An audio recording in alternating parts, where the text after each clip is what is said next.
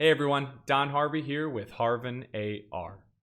In previous videos, we briefly discussed content creation and the importance of developing unique, engaging, and meaningful content for deployment in both augmented reality and virtual reality.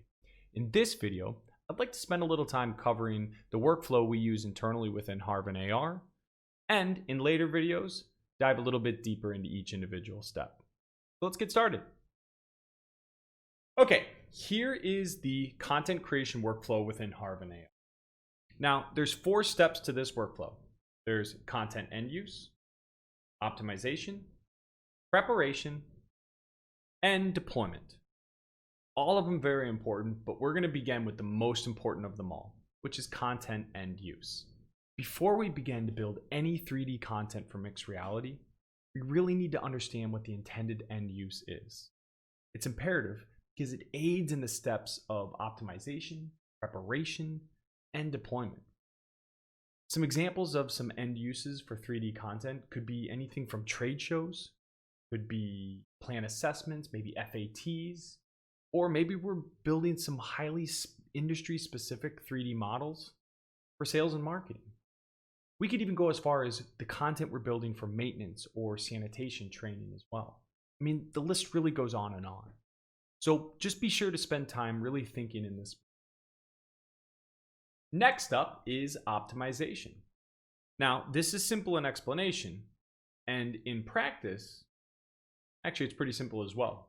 I'd actually beg to say that a high percent of engineers already have the skill set to do this right now. Okay, there's certainly more to it, but I'll leave that to future videos to explain. Remember though, the hardware that we use to display 3D models, such as phones, tablets, AR and VR headsets, it's only going to get more powerful. That means there's less time needing to be spent in optimization, although it's still important.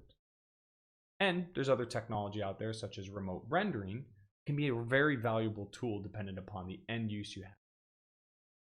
All right, third step is preparation.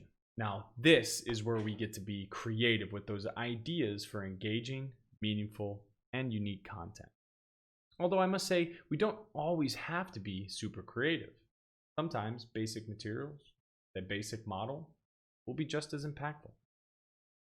Okay, so we love using Blender 3D internally within Harvin AR, and even more so, we love to educate our clients on how to use Blender within their business.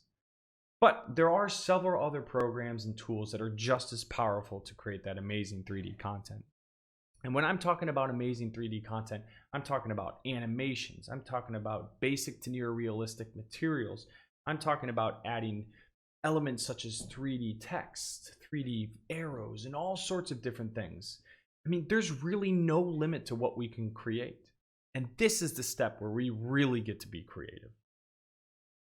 And we come to deployment, which covers a couple different things. And I must say, this is an important step, because it really does go hand in hand with what the intended end use of the content is. So what file type are we going to be using? FBX, GLTF, OBJ? This is an important piece, and understanding this will help the workflow.